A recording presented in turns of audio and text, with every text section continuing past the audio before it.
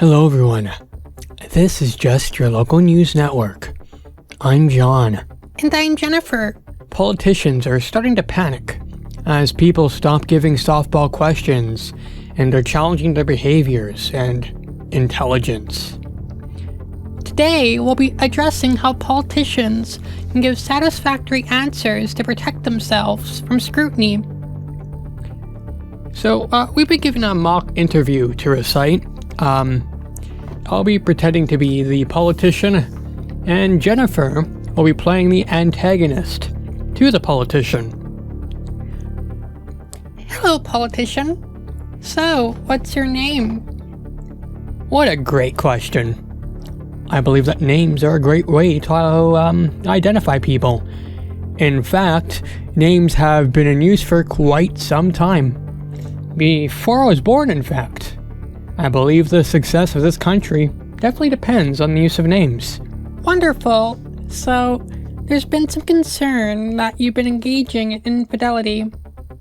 Is this true? Yes or no? I did not have sexual relations with another woman. Sure, but there's security footage here of you walking into a hotel room with another woman. Let me rephrase. I did not have sexual relations with that woman. People in neighboring hotel rooms said they heard a lot of pounding and they were, screaming a name repeatedly. We were watching a loud TV show. In fact, how do you even know the name being shouted was related to my name at all? Touché. Can you tell me your name? I already addressed the concept of names earlier. Fair enough. So I'd like to ask you a basic math question. What's 2 plus 2? What a wonderful question. I believe that math is very integral to the education system. We've invested tons of effort into making sure math is taught in schools and that everybody has an opportunity to learn math. In fact, the use of math can be traced back as far as the ancient Greeks. That's great and all, but what's 2 plus 2? Well, math has many different operators. There's addition, like what you've just demonstrated, subtraction, multiplication, and division. There's also things, such as exponents. Sure, but what's 2 plus 2? I've already addressed the fact that you're talking about addition. Fair enough. So you've made comments about another country that have people thinking you intend to start another war. Is this true? Not at all. In fact, I don't hate that country, believe it or not. I love that country and its people. I just think that that country and its people need to be executed and wiped off the face of the planet. We take great care in making sure we treat other countries with care and ensuring we don't cause any undue harm. Yeah, but it sounds to me like you want to harm that country. No. I didn't even say that. Don't put words in my mouth. I said we take great care in making sure we treat other countries with care and ensuring that we don't cause any undue harm. Okay, fair enough. So there's been evidence that suggests you've been embezzling funds to foreign leaders and making deals with charities that violate several ethics laws. Can you address this?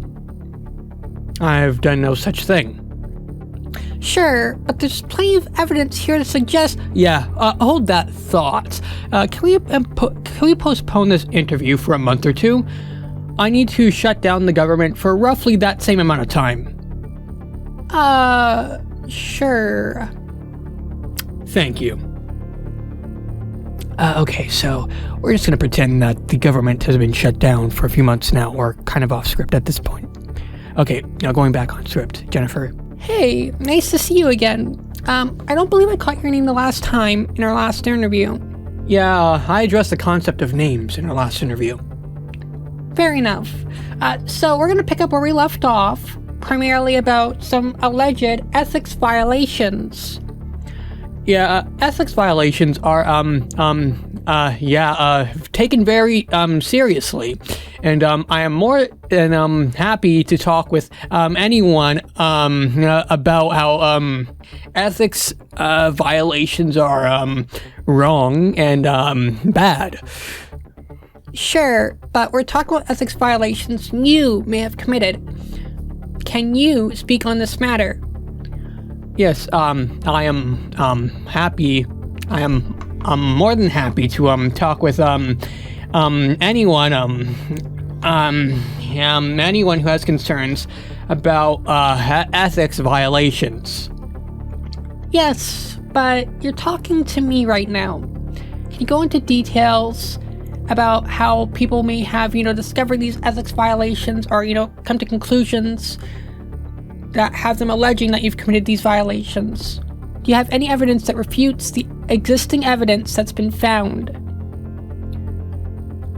Ethics violations are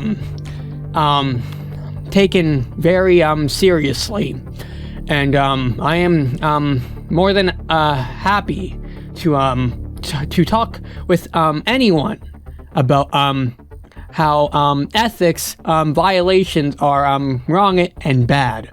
The government takes very big, large strides to endeavor to ensure that we make sure that no ethics violations are violated or made in any capacity or non-capacity that we may or not have committed in a government setting that could violate ethics. This country was built on laws and principles to ensure that ethics violations are taken very seriously. Okay, fair enough. You know what? I think that's all the time we have. You seem to be a very honest individual who cares about the people. Thank you. I will neither confirm nor deny your praise. Alrighty, so that's where this mock-up script ends. You may even find examples like these, being used every day in politics in order to keep the public at bay and to prevent them from learning that the government actively works against their interests, no matter what political party is elected.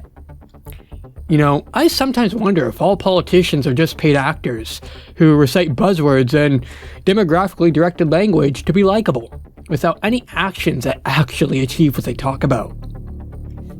John, start saying stuff like that and you end up like Edward Snowden. Shit. That's right. Well, this has just been your local news. Signing off. Farewell, everyone.